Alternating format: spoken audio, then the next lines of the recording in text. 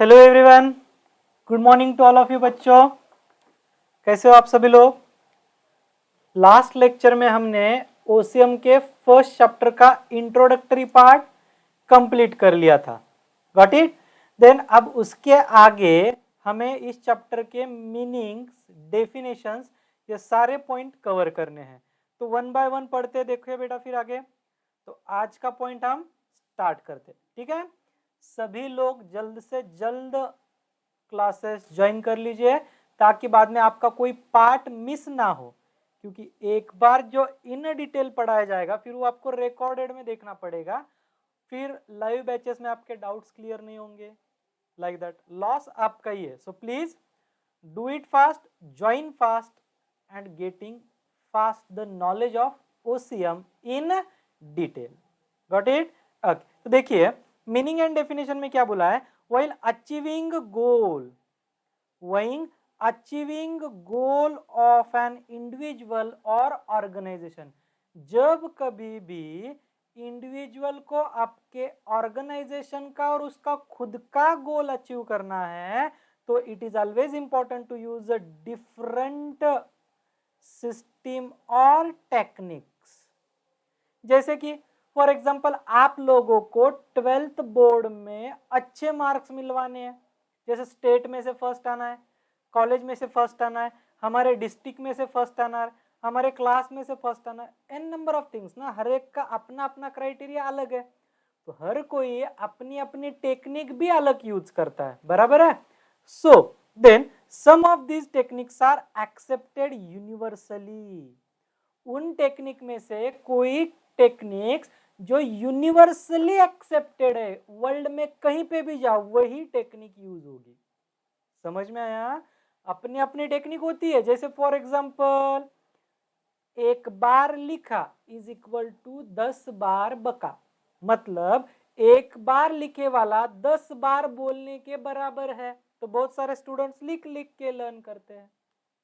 ये universally accepted, ये कहीं पे भी जाओ सब लोग यही बोलेंगे कि एक बार लिख लिया मतलब 10 बार बोल दिए कि बराबर है। समझे। तो ऐसे कुछ टेक्निक्स है जो हमें बताई गई है। Hence they are called as principles. तो ऐसे जो टेक्निक्स पूरे वर्ल्ड में एक्सेप्ट किए हैं, हर किसी ने मंजूरी दी है, तो उनको बाद में कन्वर्ट कर दिया है प्रिंसिपल्स में। Please be careful. प्रिंसिपल का बच्चों देखिए PLES स्पेलिंग है, PAL लिख देते हैं बच्चे एग्जाम में। बहुत छोटी छोटी चीजें होती है, आपको लगेंगे सर इतना क्या है उसमें। बेटा स्पेलिंग के वजह से पूरा मीनिंग चेंज हो जाता है। ये प्रिंसिपल मतलब तत्व, फिलॉसफी, सिद्धांत, और वो PAL वाला प्रिंसिपल मतलब क्या, मुख्याध्यापक, हेडमास्टर, गुरुजी तुमच्या भाषेत, बराबर है। तो ऐसे नहीं चलेगा, तो आपको स्पेलिंग पे भी ध्यान देना है। देखिए जब पेपर मॉडरेट के लिए जाता है अबव 60, अबव 75, अबव 90, तब ये ऐसी छोटी छोटी चीजें बहुत ध्यान से देखी जाती है। Got it. The next one, it provide guideline to manager to conduct all organisational activities. ये प्रिंसिपल क्या करते हैं, कुछ गाइडलाइन प्रोवाइड करते, किसको, मैनेजर के। किस लिए, ऑर्गेनाइजेशन की एक्टिविटी कैसे कैसे रन करनी है इसलिए। जैसे किसी ने बोल दिया सर मुझे ओसीएम में अबव 90 चाहिए, क्या करूं, तो मैं आपको बोलूंगा ऐसे ऐसे स्टडी करो। समझे। Got it. Okay. The next one, on specific basis. और ये कई के बेसिस पे बोल रहा हूं मैं, कुछ न कुछ मैंने पहले एक्सपेरिमेंट्स किए होंगे, उस एक्सपेरिमेंट्स के तहत ये बता रहा हूं। समझ में आया क्या बेटा। ओके, मैं अपने दिल से नहीं बता रहा हूं। Is that clear. मैंने कुछ एक्सपीरियंसेस किए हैं, उसके बदौलत आपको बता रहा हूं। गॉट इट बेटा। Okay. The next one, it helps the manager to take effective decision. इसके वजह से मैनेजर क्या करते हैं, इफेक्टिवली डिसीजन ले सकते हैं, प्रॉपर डिसीजन। कभी कभी देखिए हमारे कंडीशन ऐसी हो जाती है, क्लास करे या ना करे, घर पे होगा क्या, कॉलेज में पढ़ाएंगे क्या, ऑनलाइन समझ में आएगा क्या, क्या करे। डिसीजन नहीं ले सकते। तो इस प्रिंसिपल के वजह से आप प्रॉपर, मतलब मैनेजर जो कोई होगा, मैनेजर मतलब कौन, key person of the organisation, जो इंपॉर्टेंट पर्सन है, ऑर्गेनाइजेशन में बहुत इंपॉर्टेंट रोल प्ले करता है वो बंदा। Then and to achieve organisational goal, और वो प्रॉपर डिसीजन लिए तो गोल अचीव होगा। अभी फॉर एग्जांपल आप लोगों ने क्या कर लिया, प्रॉपर डिसीजन ले लिया, भाई सीए करना है, सीएस करना है, 11-12 से ही करते हैं, 11-12 से ही करते हैं। 12th के बाद में तो बहुत लोड आ जाएगा, 8-8 घंटे पढ़ाई नहीं हो सकती।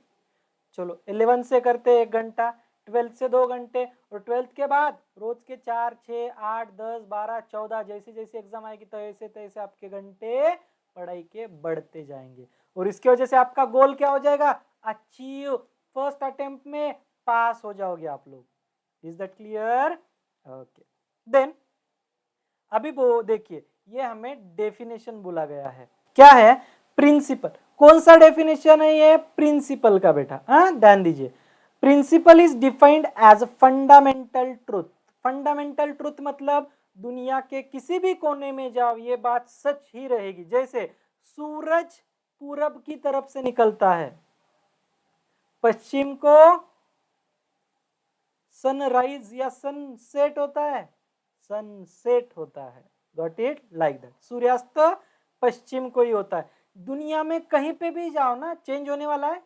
चाइना में गए, नहीं नहीं आज तो पूरब की जगह पश्चिम से निकला सर, कहीं साउथ से निकला, कहीं ऐसे होता है, no, never ever, got it, like that.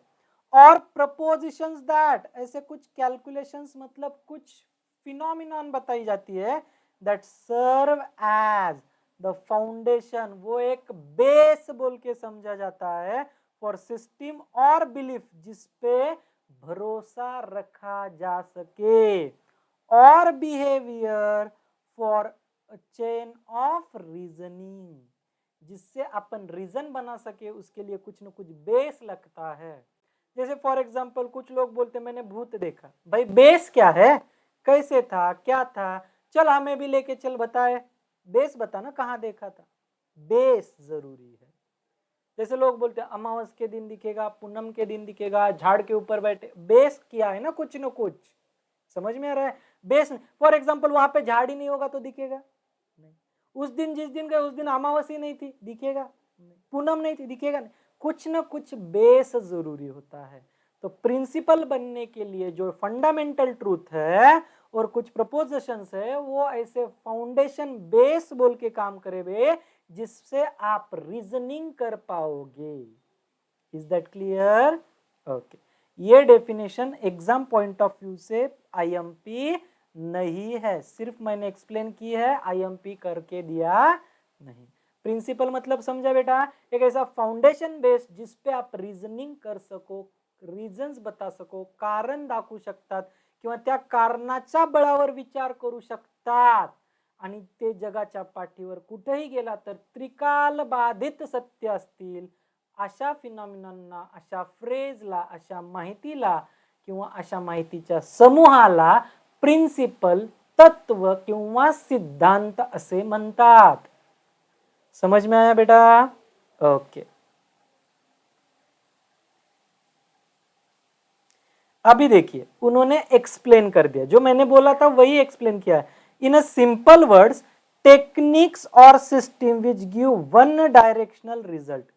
Techniques पद्धती, सिस्टम्स कार्यप्रणाली, got it, give one directional result, दोघांकडून एकच रिजल्ट मिळणार आहे, एक ही रिजल्ट मिलेगा, कोई चेंजेस नहीं, क्योंकि दोनों का भी फ्लो ऑफ डायरेक्शन एक ही है, got it, are called principles. समझा, कोई टेक्निक्स है तो कोई सिस्टम्स है, लेकिन दोनों के रिजल्ट सेम है, और ऐसे चीजों को प्रिंसिपल्स बोला जाएगा, बताया जाएगा। Then these principles are universal and applicable everywhere, most IMP thing।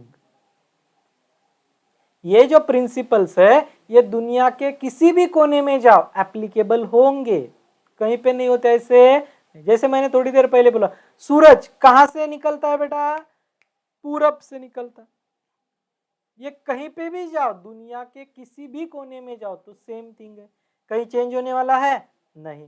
Then due to the basis of principles manager need not to work on trial and error basis. Due to the basis of principle, इसी principle के basis पे manager को trial and error basis पे काम करने की जरूरत नहीं रहेगी। फॉर एग्जाम्पल, अब मुझे पता है मुझे कोई काम करना है, बना के देखना है। फॉर एग्जाम्पल समझ लीजिए घर पे आपकी दीदी खाना बना रही है। अगर उनको माँ ने बोल दिया, मम्मा ने बोल दिया कि भाई 2 चम्मच मिर्ची डालना, अपने जो मसाले के डब्बे के अंदर जो चम्मच है वो 2 टीस्पून मिर्च डाल देना, तो उसको ट्रायल एंड एरर करके देखना पड़ेगा। भाई मिर्ची डाली, थोड़ा सा हिलाया, टेस्ट करा, अच्छा लग रहा है। दीदी को करने की जरूरत है हर बार टेस्ट? करने की जरूरत नहीं। क्यों? Mama is expertise in that thing. उन्होंने बोल दिया भाई प्रिंसिपल 2 चम्मच ही मिर्ची डालना, 2 चम्मच डालिए, एग्जैक्ट। ट्रायल एरर करके देखने की जरूरत है? डालो, खाओ, फिर पसंद करो, अच्छा है नहीं, वापस डालो, वापस देखो, वापस नहीं ना। प्रिंसिपल्स की वजह से क्या हो गया? इजी हो गया। समझ में आया? ओके।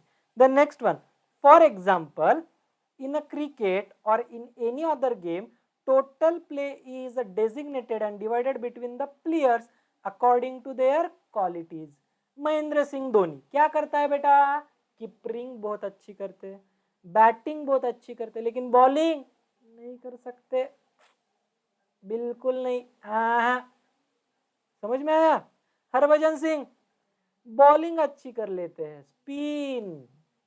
तो जैसे जैसे आपके अंदर क्वालिटीज है वैसे वैसे उनको डेजिग्नेशन देके वैसे वैसे काम डिवाइड कर दिया गया है। Is that clear? ओके। आगे, total play is design and divided between the player according to their qualities and capabilities. समझ में आया? अभी स्टार्टिंग में ओपनिंग में आपको आपने भेज दिया जहीर खान को, अब वो बॉलर है बेटा, वो क्या प्ले करेगा प्रॉपर? क्रिकेट खेल पाएगा? बैटिंग हो पाएगा? स्कोर अच्छा बनेगा? नहीं। तो उसके कैपेसिटी के अनुसार। अब मुझे फॉर एग्जांपल आपने कल से बोल दिया सर आप अकाउंट पढ़ाइए, बेटा अभी तक मैं उतना अच्छा नहीं हूं जो अकाउंट पढ़ा सकूं।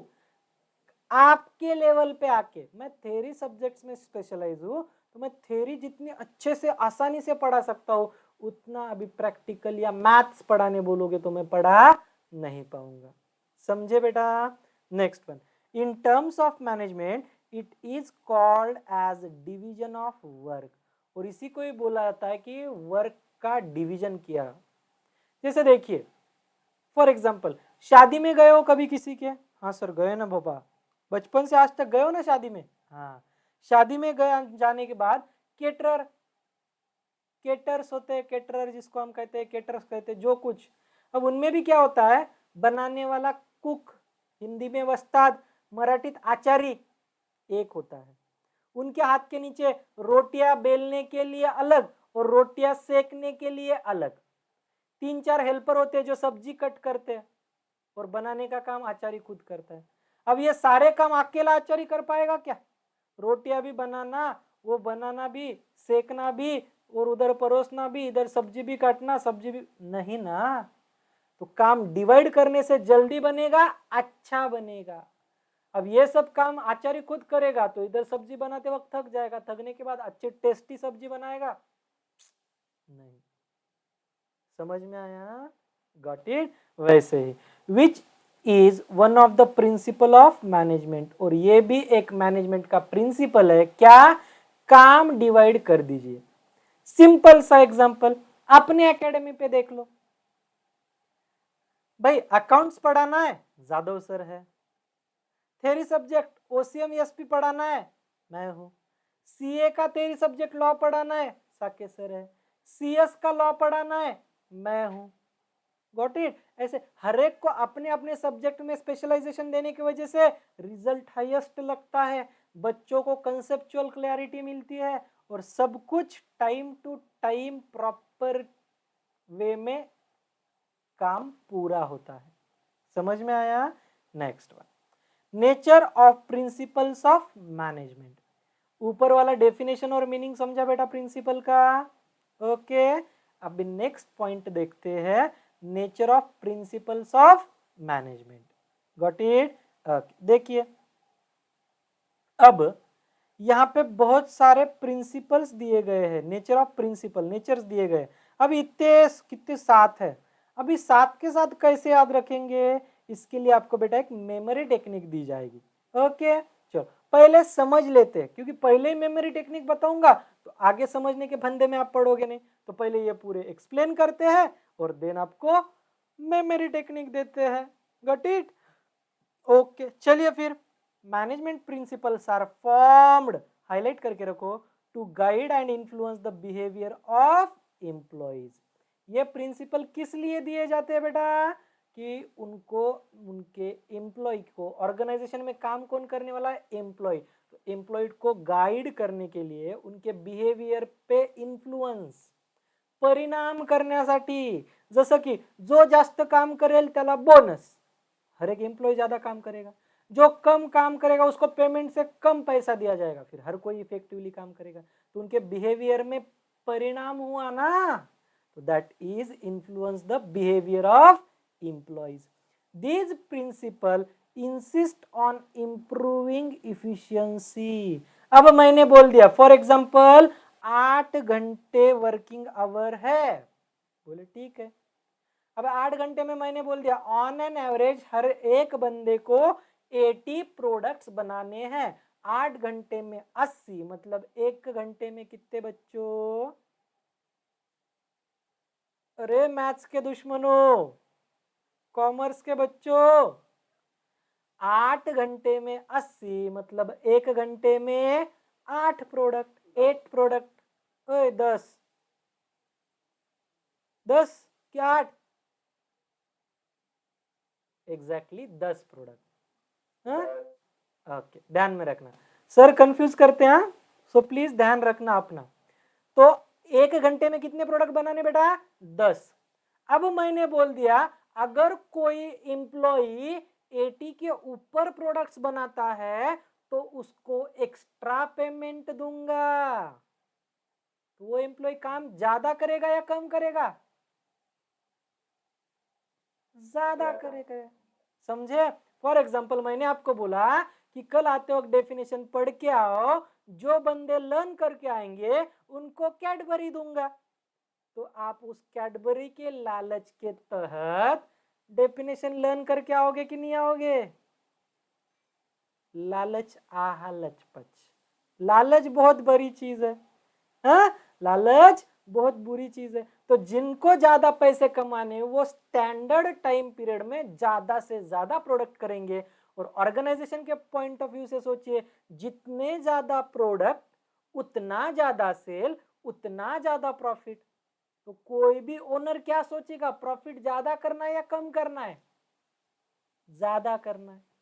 तो ओनर खुश, ज्यादा प्रॉफिट हो रहा है बोल के, एम्प्लॉय खुश, पेमेंट ज्यादा मिल रहा है बोल के, दोनों भी खुश तो कंपनी भी खुश, तो कंपनी के शेयर के रेट बढ़ेंगे, शेयर होल्डर भी खुश, समझे? So that's the principal.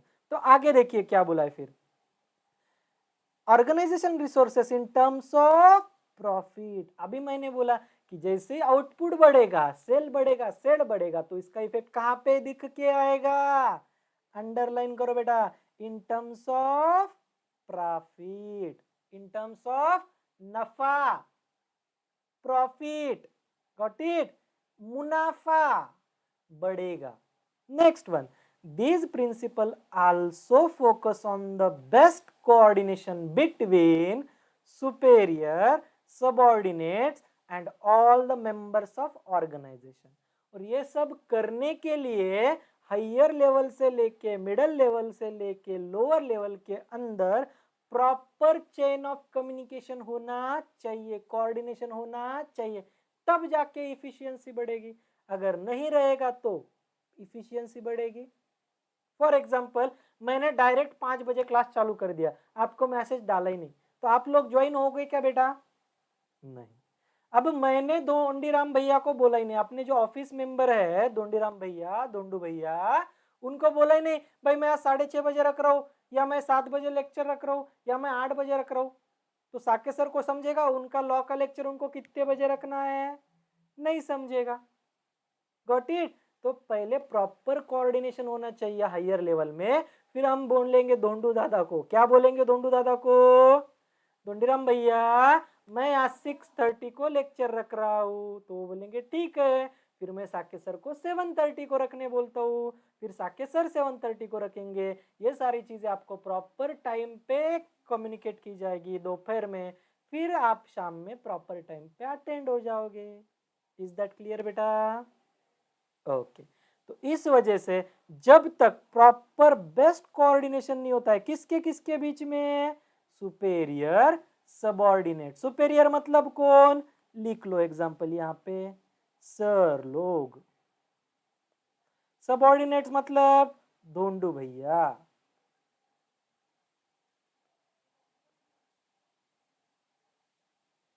और ऑल मेंबर्स मतलब आप लोग छिचोरे, दक्कन लोग स्टूडेंट्स। Is that clear? अब इन सब में प्रॉपर कोऑर्डिनेशन होगा तो प्रॉपर टाइम पे प्रॉपर क्लास रन होगा, और जब प्रॉपर क्लास रन होंगे तो बच्चों को पूरा कंसेप्चुअल क्लियरिटी होगा, और कंसेप्चुअल क्लियरिटी होगा तो रिजल्ट हाईएस्ट लगेगा, और रिजल्ट हाईएस्ट लगेगा तो आप और आपके जूनियर्स को आप क्या सजेस्ट करोगे, बेटा क्लास लगाना है तो ब्रिलियंट्स में थ्योरी में लड्डा सर के पास लगाना। बोलोगे कि नहीं डक्कनो?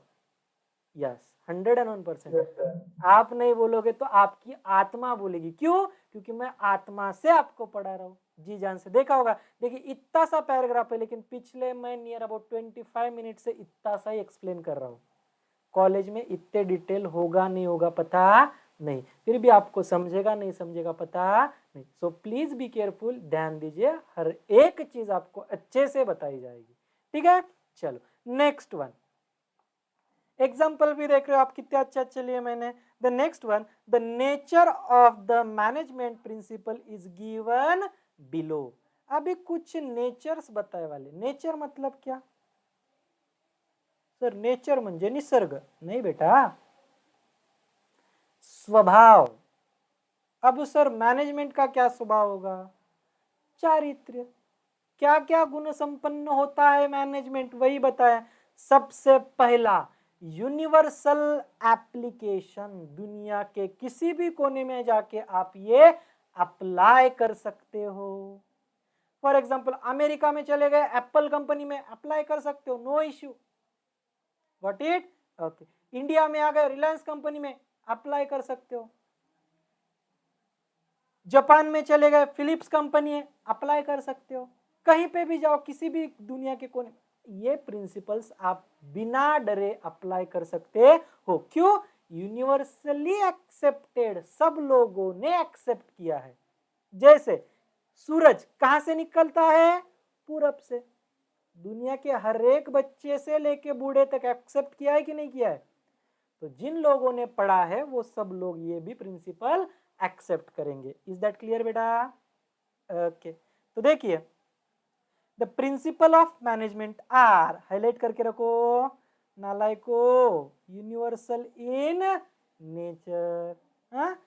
कृपया मेरे शब्दों को दिल पे ना लगाए, भावनाओं को समझिए। ठीक है बच्चों?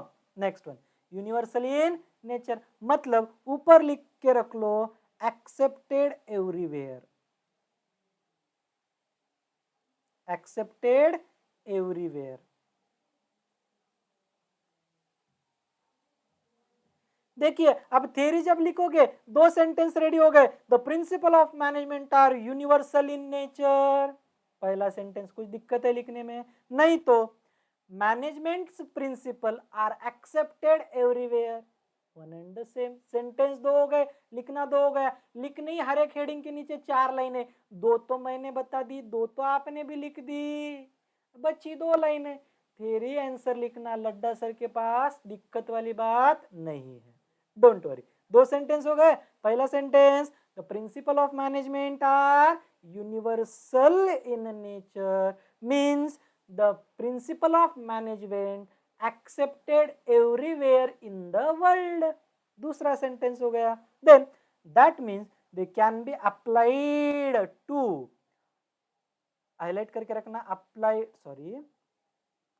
applied to all types of organization irrespective of size and nature. Is that clear? Third sentence भी होगा, मतलब क्या, it is applicable to all types of organisation. अभी forms and types of organisation बचपन में देखा था. कब? 11th में first chapter. 5 types of organisation: sole proprietor, HUF, partnership, company और cooperative society.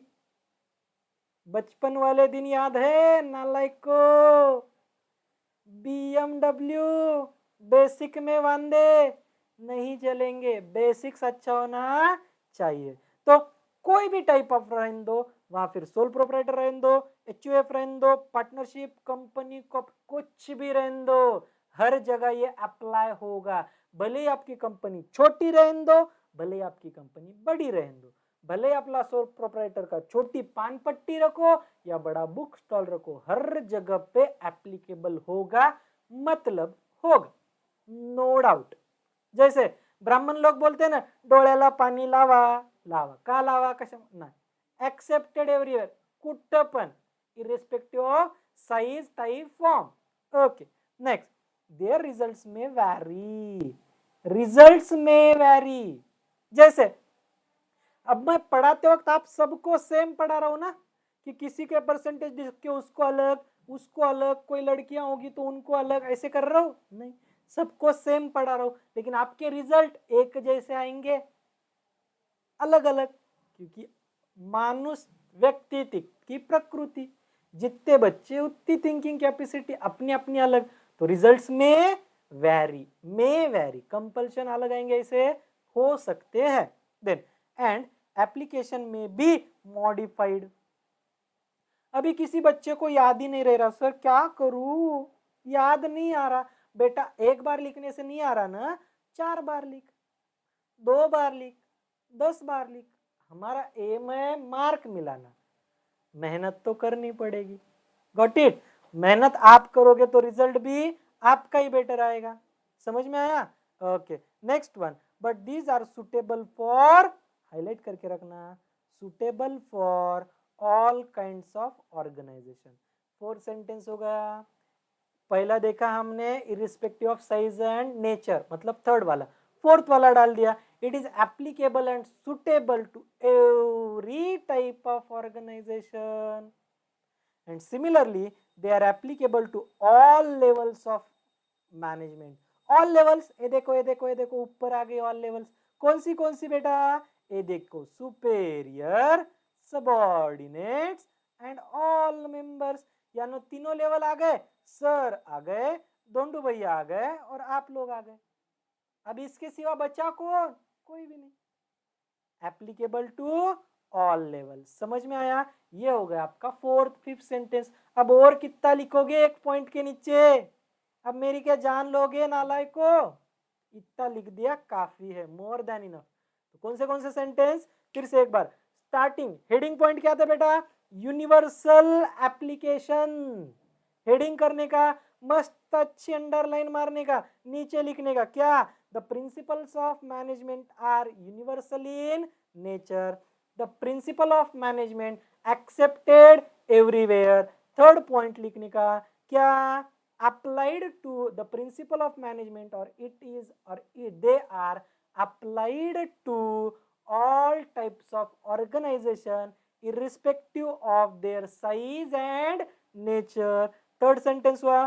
Fourth one, result may vary. Next, but principles are suitable for all kinds of organization. And fifth one, it is applicable to all levels of organization, that is higher level, middle level, lower level. लिखना है लिखो, नहीं लिखना है नको लिखो, आपकी खुशी. लेकिन क्या लिखना है आपको compulsory? Applicable to all levels of management. समजलं? कळालं? ओके, कळालं तर चला पुढे. रुकना मना है। जिंदगी में याद रखना, रुकना मना है। भाई रुके वाला पानी भी गंदा हो जाता है, हम तो इंसान है, रुके वाला पानी भी गंदा होता है। देखिए नदियों का पानी बहता होता है तो दिखने में साफ सुथरा होता है, वही रुक जाता है तो गड्ढे में गंदा हो जाता है। हाँ? तो रुकना मना है, हमेशा चलते रहना है। हाँ? अब जाना मत क्लासरूम के बाहर, मतलब घर के बाहर, सर आपने ही बोले था चलते रहना है। चल नेक्स्ट, जनरल गाइडलाइंस। इसमें ऐसे कुछ दुनिया से हटके चीजें आपको बताई नहीं, आप जो डेली लाइफ में यूज करते हो वही सारी चीजें हैं, जनरल लाइफलाइन या जनरल गाइडलाइंस है। Got it? ओके, देखिए management principle provide general guidelines in tackling the organizational situation. What do you mean by tackling? Tackling का मतलब होता है, लिख लो, जिन नालायकों को नहीं पता है, जिन ढक्कनों को नहीं पता है, हँडलिंग। हँडलिंग म्हणजे माहिती आहे ना, हाताळणे। एखादी कठीण प्रसंग तुमच्यावर आला की तुम्ही कसा तो योग्य प्रकारे हाताळता, सेम लाइक दैट। जैसे जैसे फॉर एग्जाम्पल घर पे कुछ गलती कर देते हो और आपको पता है अब आपको मार बैठने वाला है, पहले ही रोना चालू कर देते हो मम्मा के सामने, मारने के पहले चिल्लाने लो, अब होता है कि नहीं?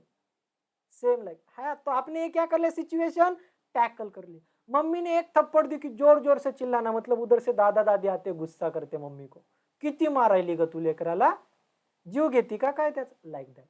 तो ये क्या है, आपने एक टैकल कर लिया, सिचुएशन कैसे हैंडल करना आपको बहुत अच्छे से जमता है। Got it?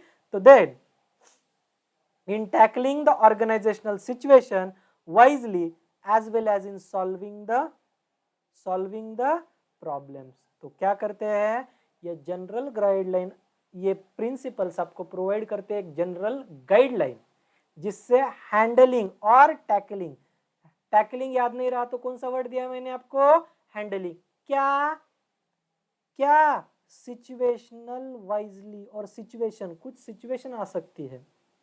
तो देखिए क्या बोला है, management principle provides general guidelines in handling organisational situation as well as solving the problem. Situation ऐसे हैंडल करना है और उसी तरह से सोल्यूशन मिलवाना है, प्रॉब्लम सॉल्व। आई आता पुढे न सांगता जात नाही ग, मारू नको, जाओगे आप 101%, लेकिन बोलते हो बोलोगे मार नहीं बैठने के लिए, आई आता जात नाही ग बाबा, खरंच नाही जात, लाइक दैट। समझा? Okay, then they are not rigid. Not rigid मतलब फिक्स नहीं है, टाइम टू टाइम चेंज भी कर सकते हो, चेंजिंग इन नेचर। तो साइड में लिख लियो, नॉट रिजिड मतलब क्या, चेंजिंग, साइड में लिख लो चेंजिंग। ये अंडरलाइन करके ऐसे लिखना, दैट मीनिंग, नहीं तो ये चेंजिंग कई के लिए बोला था सर, ऐसे मत करना, ठीक है। Changing which management principle are to be applied depend upon the situation, size, nature of organisation. तो जो प्रिंसिपल अप्लाई कर रहे हो वो कहीं पे होगा, आपका कितना बड़ा ऑर्गेनाइजेशन है, साइज क्या है, नेचर क्या है, an number of thing. For example when we say fair remuneration, then the term fair can vary as per the nature, size, financial condition of the organization। मतलब क्या, अभी समझिए मैं ब्रिलियंट्स में पढ़ाता हूं, अभी सर ने बोल दिया, जादव सर ने, मैं जब ज्वाइन होने वाला था 2017 में, 16 में ज्वाइन हुआ मैं ब्रिलियंट्स, पहले पुणे में सिखाता था मैं। तो अब जब आया लातूर में, तब बोले ब्रिलियंट्स अच्छा है, सर से आके मिला, सर बोले सर टेंशन मत लो, हमने आपका नाम सुना है, आप अच्छे से पढ़ाते हो, हमने भी पता है, ज्वाइन हो जाओ। मैंने बोला ठीक है सर, आपको हम फेयर रेम्युनरेशन देंगे। मैंने कहा ठीक है, ब्रिलियंट इतना बड़ा, साके सर इतने बड़े, सरडे सर इतने बड़े, जादव सर इतने बड़े, अच्छा ही पेमेंट देंगे। ठीक है सर। आया, एक दिन पढ़ाया, अब उस दिन पढ़ाने के बाद दिन भर 8-9 घंटे पढ़ाया, गला दुखने लगा, रात में जाते वक्त जादव सर बोले लड्डा सर इधर आओ। बोला हाँ सर बोलिए। बोले आपने दिन भर पढ़ा है? बोला हाँ सर दिन भर पढ़ा है। आपकी पेमेंट दे देते, मैं खुश, चलो यार रोज का पेमेंट रोज मिल रहा है। बोले सर ये आपके 20 रुपए और ये आपके 2 प्लेट वड़ा पाव, ये 2 वड़ा पाव आप सुबह से पढ़ा रहे हो, भूख लग गई हो, खा लो, ये आपका रेमुनरेशन। मेरे पॉइंट ऑफ व्यू से ये फेयर रहेगा? कल से लड्डा सर ब्रिलियंट्स में दिखेंगे आपको? नहीं। तो फेयर का मतलब डिपेंड होता है कि इस ऑर्गेनाइजेशन का साइज कितना है, गुडविल कितना है, ऑर्गेनाइजेशन कितना कमा रहा है, उसके अनुसार लड्डा सर को कितना दिया जा रहा है। अब बैच में 100 बच्चे होंगे और सर को 20 रुपए और वड़ा पाव दिया जाएगा तो लड्डा सर आएंगे नहीं। इससे तो अच्छा मैं बोलूंगा सर मैं वड़ा पाव का गाड़ा ही डाल लेता हूँ, मेरे मेरे वड़ा पाव भी आएंगे और मुझे मेरा पेमेंट भी अच्छा खासा मिलेगा। कल से ब्रिलियंट के सामने ब्रिलियंट्स वड़ा पाव सेंटर, आपके बच्चे जैसे छूटेंगे मेरे पास आके वड़ा पाव खाएंगे। Is that clear? फेयर का मतलब ऑर्गेनाइजेशन जितना बड़ा, अभी जियो कंपनी होगी या रिलायंस कंपनी होगी तो वहां पे आपको पेमेंट सीए बनने के बाद लाख 2 लाख 3 लाख होगा। वही किसी छोटे कंपनी में आते हो, गांव में अपनी फॉर एग्जांपल लातूर की होगी कोई कंपनी छोटी सी मैन्युफैक्चरिंग, वहां पे जाके काम कर रहे हो तो आपको उतना पेमेंट मिलेगा नहीं, 40,000 50,000 लाख रुपए। Depends on the size of and nature of organisation. समझा? That is the general guidelines. यहां तक किसी को कुछ डाउट है बच्चों? डाउट है किसी को? आज के लेक्चर में ये यहीं रुकते हैं, ठीक है? ओके बेटा।